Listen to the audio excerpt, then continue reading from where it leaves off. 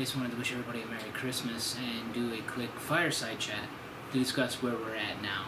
It's been about a month since my last long description of how things are going, and it's been an incredible last 30 plus days. First, we were TTB approved, so the feds have given us license to open up a winery. Part two of that is we were able to submit a significant number of our recipes, base recipes included, to TTB for formulation to make sure that they were approved. Everything was approved.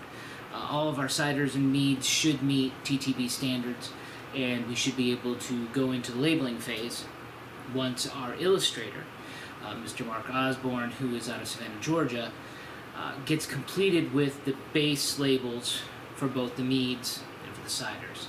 Very excited about this. The meads are going to have a wolf, raven, and honeybee motif in like a pine mountain background.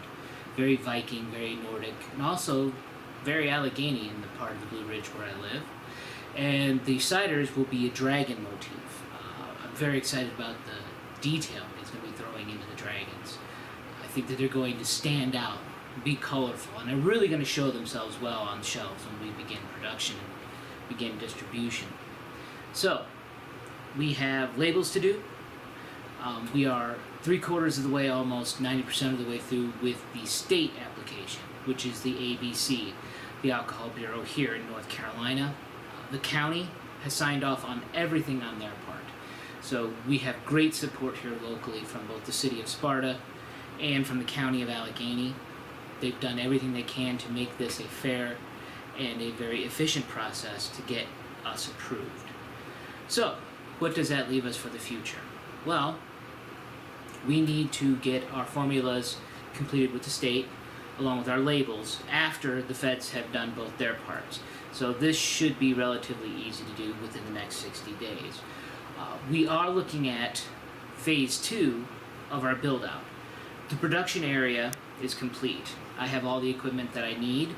Our first few test batches have come through and have been wonderful.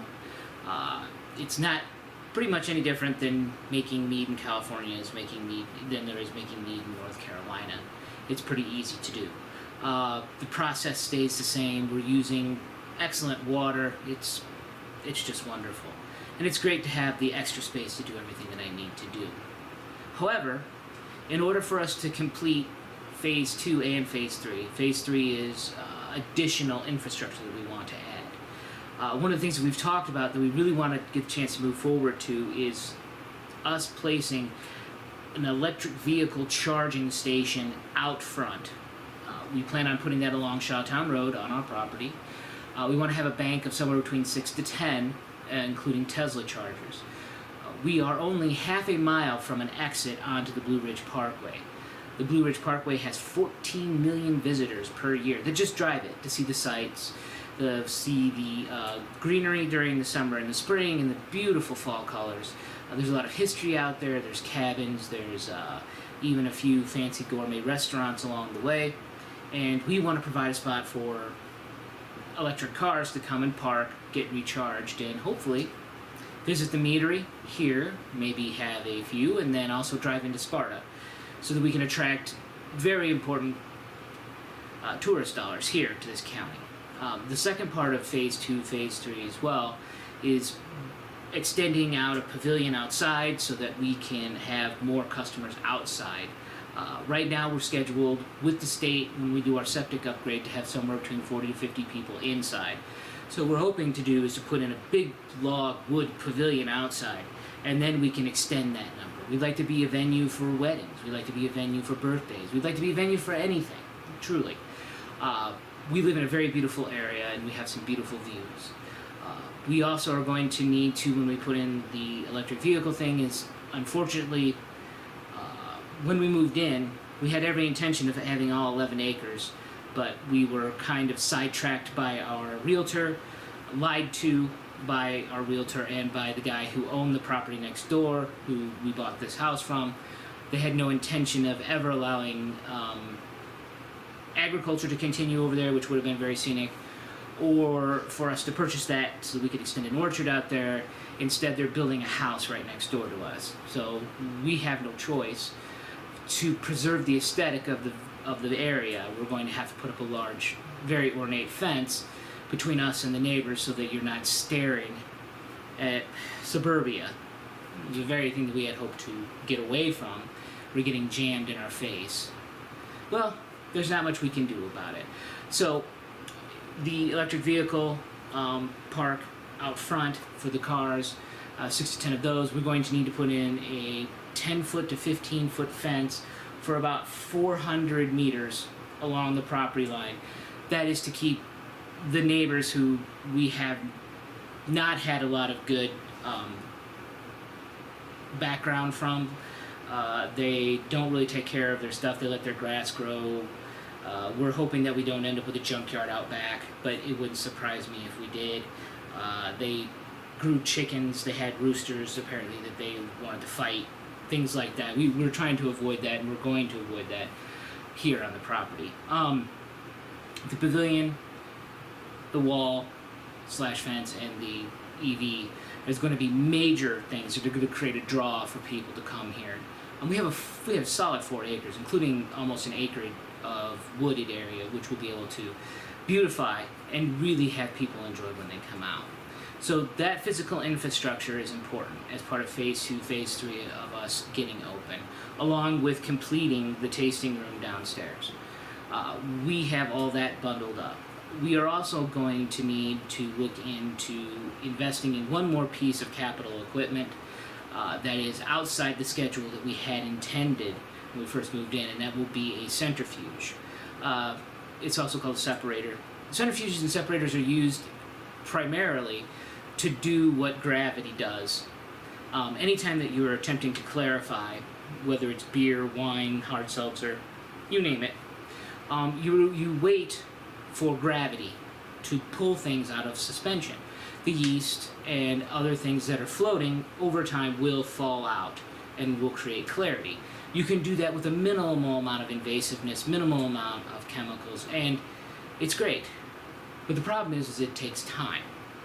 So the centrifuge spins up at about 10,000 RPMs and creates a significant gravity force, somewhere between 5,000 Gs to 10,000 Gs, which forces all that disparate material out of solution, creating clarity, including getting all the yeast out of solution.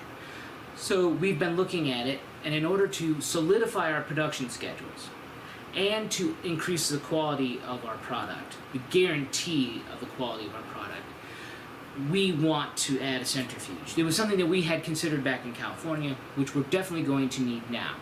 That is a major capital investment. So, what does that mean? All these phase 2, phase 3 additions and additional construction here on the property, plus the addition of one large piece of capital equipment. It means that we will be reopening ownership opportunities and investment for equity in the company. The great thing is now you will know, when you invest in Williamson, Mead, and Brewing, that we have a license, that our formulas are approved on a federal level, that our formulas are approved on a state level, that we are physically open for business. And that adds a lot of value. We've come a long way since our first crowdfunding attempt, when we were basically a hope. We were a dream. I mean, we had 130 awards at that time, but we didn't have a physical spot. We didn't have permits, but now we do. And along with that, we also got 4 of the 5 final awards from the National Honey Board. We won 4 silvers in their mead competition, and then we won a gold medal in their beer competition. Eden, which is our cider / mead, it's called the Sizer, won a gold medal for best in its class. In actuality, the Viking's Horn group of people, the judges, got together and actually made a podcast about how great it was. They spent 20 plus minutes going over the mead and drinking it. So I have that in previous posts, posted that if you want to take a look at that. So now we're at 166 awards. We are officially able to produce, well, though we cannot sell yet, But everything is on track for us to be open March of 2023. This is going to be a lot of work in the next few months, and we are going to need a little help. We're going to need additional capital in order to fully flesh this out. Can we do it on a shoestring? Absolutely. There's no reason that we couldn't. We could go with a model that would just be pure distribution and not even worry about opening up a tasting room. But I really think, with our location so close to the Blue Ridge Parkway, with our location so close to the 21, and only really an hour and a half drive from the Charlotte metropolis down south, that our best thing to do is to create a venue. We need to be the place that people come to. And we need to get liquid to lips, literally.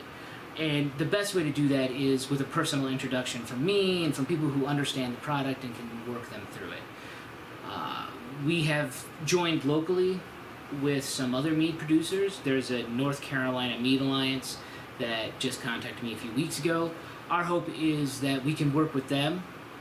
We want to join a mead trail. We want to talk to the wineries a little bit further south in Elkin and become part of that as well. We have so much opportunity here. We are truly the only solid, award-winning meadery. We stand out in the fact that we do things so differently. Our product is different. Everything that we do is different. I think our philosophy is different. We want to be the preeminent. We just recently discovered that there is a major cider producer here out of the Virginia and Western Carolina area called Bold Rock. We had an opportunity to sample some of their products. I really feel like as though commercially they produce an above average commercial product. But I look forward to my recipes and what we do as an opportunity to grow, because I think that we just do it better. I think that we build a more true cider product. I think that we build a more delicious cider product. So I think that there's a lot of interesting things that are about to happen. So, recap, we've come very far in a very little time. In literally 4 months, we've achieved more than we did in 2 years in California. I have a production facility with professional equipment, which is exciting, and we're doing things on a scale that's much closer to commercial/industrial production levels. Our process has proven out that yes, we can achieve, even in bigger fermenters, the same results I was getting in the smaller fermenters, which means we can now make that assumption that even larger fermenters will perform in the same level. We are here, and this has been a long road, and you have been with us, people who are watching this, and I just want to say thank you. It was a great little early Christmas present yesterday to find out every single one of my mead recipes was approved by the TTB. They rejected one, but they rejected it not because it was bad, they rejected it because it was so perfectly in line, it didn't need to be reviewed. It was like, why did you send this in? You're wasting your time. So, labels are coming. Next level of production is coming. New capital equipment is coming. And all that will include an additional raise in capital, which will present the opportunity for anyone who is interested to become a partner in the business. We were looking at diluting equity between 10 to 20%. That would probably be what we would sell. We need that capital to get these things done, and I'm hoping that you might find someone who knows somebody who might be interested. We will have mead and cider samples available, and we can start doing some tastings on a free level as well. So, that was a lot to say. There's a lot going on, and I didn't even cover half some of the stuff I wanted to talk about. But the new year looks great. 2023 is going to be awesome for Williamson Mead Brewing.